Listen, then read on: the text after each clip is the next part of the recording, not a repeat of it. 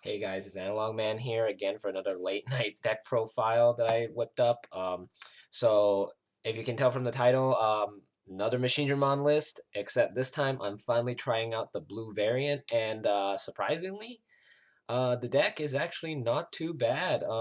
I actually had some precautions or just kind of wary kind of feelings about this deck because originally I had actually built it in this way, but it didn't really work out. So I kind of went with the pure version for a while. But after actually finally testing it, it's actually really good. It's actually it has a lot more aggression than the usual pure builds or the other builds that I've created actually, because all of those ones were very defensive. This one I feel it has that good level of defense and aggro that a deck honestly needs while trying to build something as big as Machinedramon. So I just wanted to show you guys how this deck actually is and how honestly it's actually really good. I really liked how it worked out, and yeah, just let's just get into it, so I can show you exactly what I mean. So yeah, let's actually start off with the babies here. Ooh, I'm actually missing one.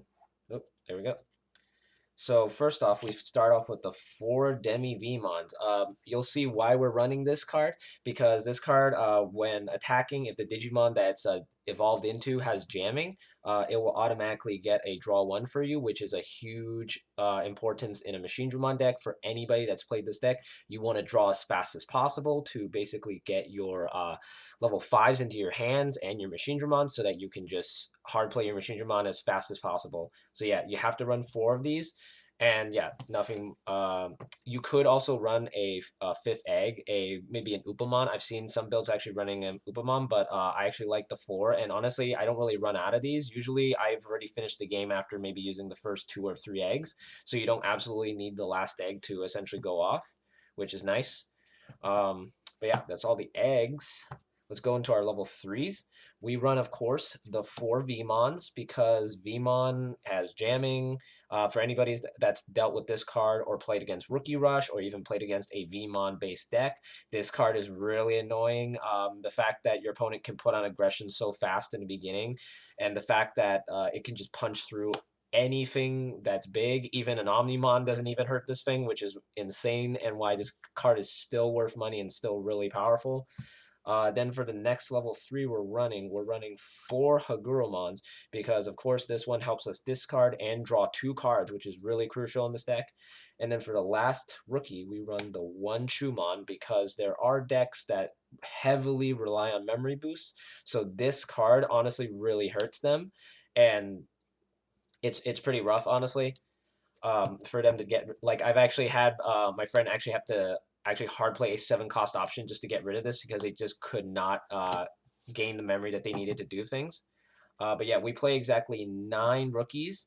It's actually not too bad. You see the rookies often enough, but you will see your other cards that help you discard anyways, so it's not that big of an issue to not see them sometimes. For level 4s, we run the 4 Gardromon. I still really like Gardromon because the fact that its inherent ability is just so overpowered, and the fact that it's still a pretty big blocker is really crucial to this deck because you still need defense while you start building Machinedramon essentially. So having this at 4, I feel, is probably the best option. For the next level 4, we are running 2 Mechanoris.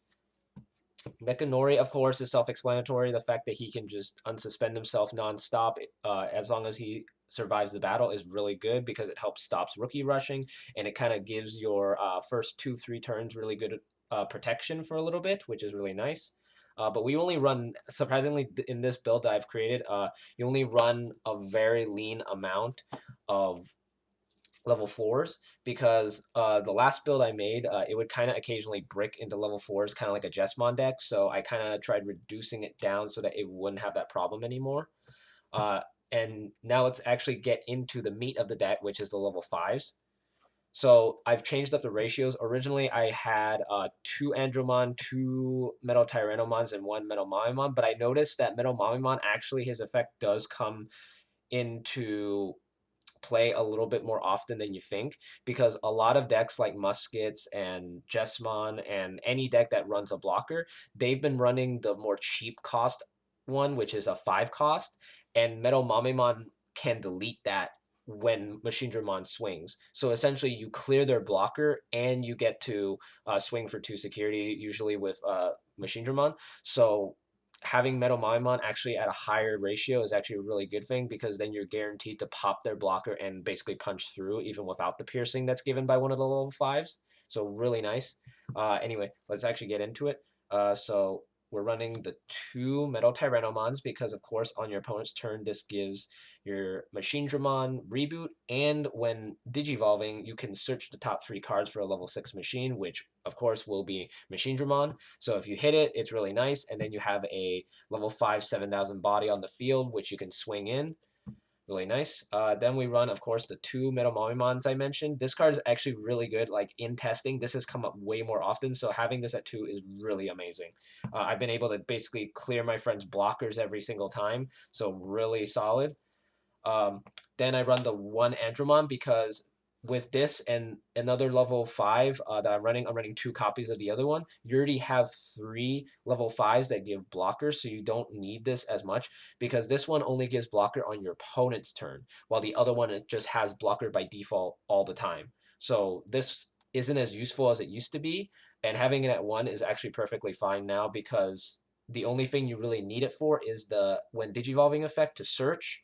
So yeah, those are all for the new classic ones. Then we run the 2 Megadramons from the starter deck, which of course gives blocker. And I mean, you're not really going to be evolving with this thing. You're just ditching it to search. So having 2 of this is really good because then your Machinedramon is guaranteed blocker without having it to be the opponent's turn. So really nice. Then we run the 1 Volcanomon because it gives a security +1 for anything that's unsuspended. And surprisingly, in testing, this actually has gone off way more often than usual. Originally, when I first tried this card out, my opponent played around it, but most other decks will not want to swing with everything on their board, and they'll keep at least one guy on board that actually is unsuspended. So this will always be live no matter what. So having just 1 copy of it is already good enough. Then you have 1 Gigadramon because, of course, it gives +2,000, and of course, it counts as a red, so potentially you could use a red card on top of it. Then we run the 1 Metal Greymon for piercing and also its ability, which lets you just pop a rookie when swinging. Then you run the 1 new Megadramon from EX1 because, of course, it also gives security +1. So combo this with this, and you're swinging for 3 security by default, which is really nice. Then the 1, and then for the last one, the 1 BT6 Megadramon because it gives a +2,000 on your turn, making your Machinedramon potentially 13,000 swinging in, which can get over most things aside from maybe Chaos and Omni, but that doesn't really matter because you can just detach and survive no matter what.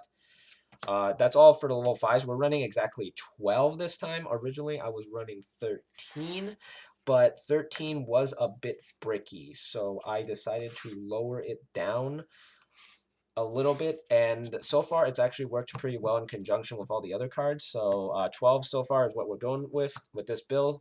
So yeah, then we run the 4 for level 6s. We run the 4 Machinedramons, of course, because this whole deck is built around him and his broken abilities and everything. The fact that he can recover memory for every unique one, and the fact that he cannot be DP reduced, and he can detach as many times as he wants, depending on how much material you have underneath him to basically survive for a while. We're actually running more of different level 6 this time. Instead of Gundramon like my previous builds, I'm actually trying out 2 Genkumons. And so far, this Genkumon has actually put in some work. He has the fact that on evolution, he pops all of the lowest costs is really good. And then next turn, he's going to be, he's still going to be really big, so your opponent can't get rid of him that easily. And then next turn, you will be guaranteed the security +1. So then you just swing for 2 security, and then you just make Machinedramon right afterwards. So really nice. That's all the level 6s we run. We run exactly 6 of them, of course. This is really standard kind of build, so we keep it at 6 at least. I would run 1 more, but I don't want to clog the deck, so I keep it at 2. And I also don't have room, so you know. Then for level 7s, we run 2's worth defeats. I'm actually still trying this out. This has only come up once or twice in testing, but it's still really solid to see this come out of security and then having an extra body that can not only delete something when it dies, but also swing for 13, which is pretty big. And then the one Omnimon Zwart, because this helps you swarm the board. Once Machinedramon is down to like maybe one material or something, you just basically evolve into this, and then you just summon all your blockers back, and your opponent basically can't get rid of everything on your board until next turn. But yeah, that's all the Digimon we're running in this deck, actually. The rest are just options and tamers, so let's actually get into those. Here we have 3 ultimate connections, because you do want to ditch your level 5s because you have 12 of them. So this will give you a draw and a 2 memory, so you can set up a Machinedramon, which is really nice. And in security, if you have a level 5 in hand, it basically acts as a hammer spark, because it gives 2 memory back. So if your opponent is already at 0 or 1, or 1 or 0, if they do that, they basically just pass it back to your turn, and then you can just go with your turn, which is really nice. Um, then we run 2 ultimate flares, because this card is still really broken, and the fact that a lot of decks in the format are still kind of going with like the one big stack. So if you do this and then you wipe their board, they basically can't recover. So this card's still a little, I feel it's still a little bit better than Onslaught, but it's really good. Like I honestly prefer this over Onslaught, because Onslaught only hits the highest cost dudes, so it's kind of okay. But yeah, this is where the spicy tech comes in with the blues. We run 3 Kaiser nails, because Kaiser nail is really OP, honestly. Like I'm kind of surprised I didn't try this blue variant until now, but the fact that you can just move, like for example, if I evolve like a Gardramon on top of Chumon, and then it goes to the next turn, and he survives, I can just use this and put out a Chumon and then memory choke them again, which is really cool. And the fact that it can actually combo with the Hagurumon, because it counts as an on play. So that means you trigger his effect to mill even more, which is really nice. And then getting hit in security when Machinedramon is out, you basically just get to either get rid of their rookies or do something else, which is really nice. Usually the best option is to have this in the stack and then play it with Kaiser Nail, and then you can pop 2 of their rookies with this, which is really cool. Then we also run 1 Ice Wall, rip 4 ice walls. Because of the ban list, we only get 1, but this is still really cool, because in conjunction with this, you essentially have 5 hammer sparks, and the fact that you can potentially make it so you can stall a little bit longer, which you do want to do in this deck, because Machinedramon does take time to set up. But yeah, that's all the options we are playing in the deck. This deck doesn't really run that many options, because it's focusing mainly on the level 5s and ditching, but there's enough here to essentially cycle through your deck almost. So really nice. Then for tamers, we have, of course, the 3 analog boys. I've been seeing people running other different tamers, but I feel analog boy is the best choice, because not only does it give you an extra egg, but it also gives you a memory when Machinedramon dies. So I honestly really like this. Plus the fact that it searches for you and discards them into the trash makes this deck go way faster. Then we run the 2 Tai Kamiyas, because we want to boost our Machinedramon on their turn to make it so they can't swing over it, and the fact that that this is our memory setter, and we want to stay at 3 so they can't memory choke us, which is really nice. Um, then actually, because this deck is made at the time that the side deck and the mulligan rule has just been announced recently, I also did make a side deck. It's not the perfect one, but it's what I would honestly do as a way to kind of switch out things. If game 2 comes in, I can switch in and maybe kind of fix it. Like, let's say my opponent is abusing too much memory. I could put in more Chumons, or maybe put in some more black defenses so that they can't really do anything. But yeah, for the side deck, I actually run there's a glare here. The 4 Chikurimon, because this deck can lose to Jessamon. Machinedramon can survive the attack, but it's honestly better, I feel, sometimes to let it through. And Chikurimon helps with that, because it de-digivolves their Jessamon, and essentially they lose the security checks at that point. So it's really nice. And plus, at that point, you can just block it with Machinedramon and it'll just die, because it's just a Savior Huck at that point. So having 4 in side deck is really cool. The side deck only allows 10 cards, of course, per the rules. So I've tried to kind of do this as best as I can for now, because this is still kind of a new thing for Digimon. With Yu-Gi-Oh, I was kind of used to it, but here it's a little bit different. And then here, of course, I'm putting in 2 more Chumons, because this is just to hurt decks that use a lot of memory, like Musketeers. Technically, this could also hurt Jessamon as well, because then they don't have enough memory to set up Jessamon next turn. There's also Gabumon because they do gain a lot of memory off of their tamers. So having this out actually hurts them from not being able to hammer spark into a Lobomon. Then we run two more blockers, the Dark Tyrannos, because these are one costs and they do work a little bit better sometimes to have to evolve on top of a Hagurumon instead of a Gardrumon as a way to memory choke your opponent. And then my spicy tech is to play two win rate 60%.